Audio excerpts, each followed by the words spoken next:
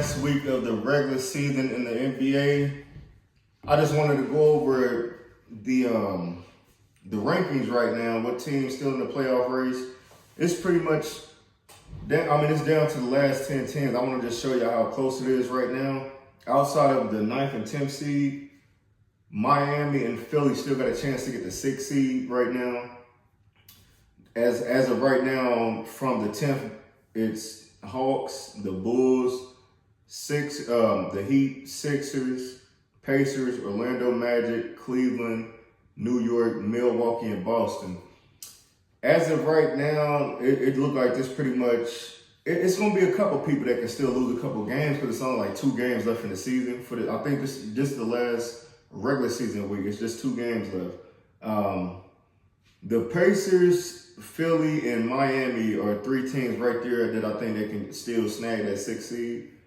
Pacers been playing good. They're on a 3-game winning streak. Sixers got Embiid back, 6-game win streak. Miami been falling off lately, but I still feel like they can jump into that 6th seed so they can be secure and play that 5th seed.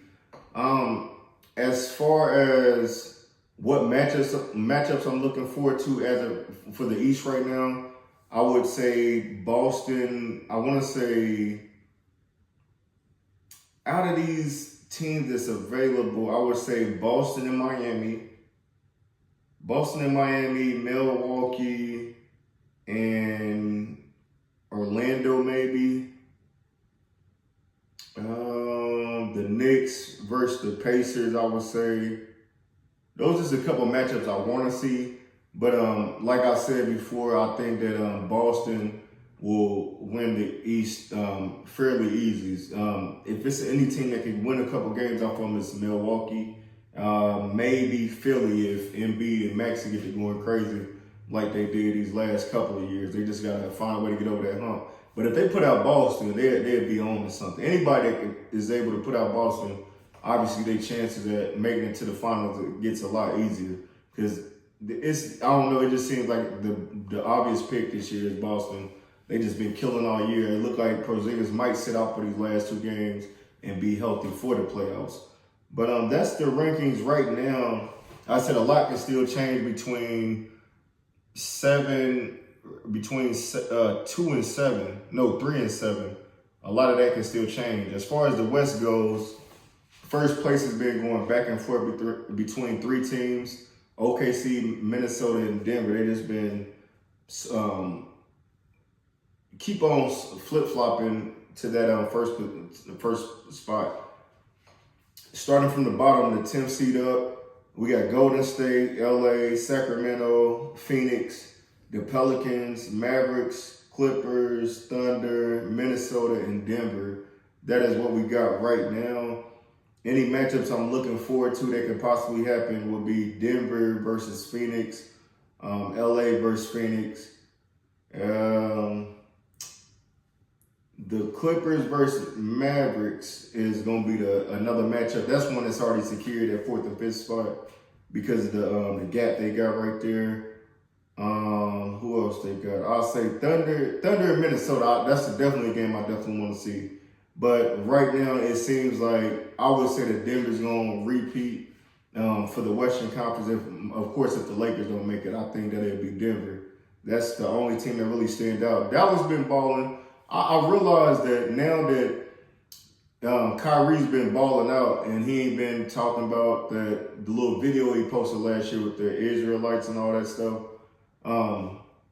They don't even mention him in the media no more. It's always like if something that they disagree with, they'll throw that shit in the media, but he been killing all year and had no issue with Luka, and they've been balling. Man, like I said, they're in the 5th seed right now, but 6 games back from first. They've had a good year so far, so salute the Mavericks for getting Luka and Kyrie able to play together. As far as the Lakers go right now, the obvious thing is AD need to. I think he's going to sit out maybe these last 2 games. I'm hoping we can win. We got the Grizzlies and Pelicans left. The Pelicans he might want to play for, but we should. Right now, I'm not too confident just because I don't know if this is going to be ongoing thing with AD when he comes back from his injury. You know, once he get injured one time, then it just takes a couple games for somebody to elbow him in the wrong part, and he gonna be out for a couple games. And we simply can't afford to put it all on LeBron, as the Lakers have, as any team has, having LeBron leading the team. They always put all the pressure on him. I think that's why a lot of people don't agree that he's the GOAT, because just it's too much pressure put on him. In reality, some of these players just gotta fucking play better.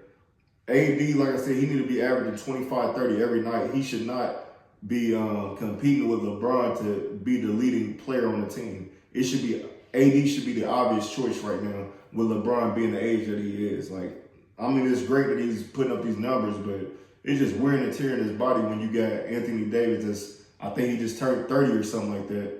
He should be putting the team on his back. So I think this is going to come down to his health. Whoever we could get back from the injury report. I know they said Gabe Vincent, he's came back and played a couple games. They said Vanderbilt still has a possibility that he could come back. So we're getting a lot of our team back. We're definitely still missing Christian Wood. I don't know the status on him, but like I said, we just got to play better team ball. We just got to get as many healthy bodies as possible if we're going to make a deep run. But as of now, I got Denver and Boston I'm going with the obvious choice right now. So that's all I got for the NBA, man. I also wanted to say a special shout out to O.J. Simpson. The rest in peace to O.J. Simpson.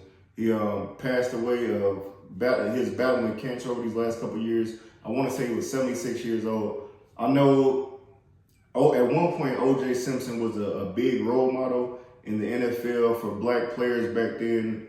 He crossed a lot of lines and made a lot of things happen, broke a lot of barriers for African American people. But some people feel like he turned his back when he got the fame and all that. Once he got into the movies and stuff, he just started doing what he wanted. Everybody knows about the murder case that he had with his ex-wife or ex-girlfriend and a dude she thought he was having an affair with.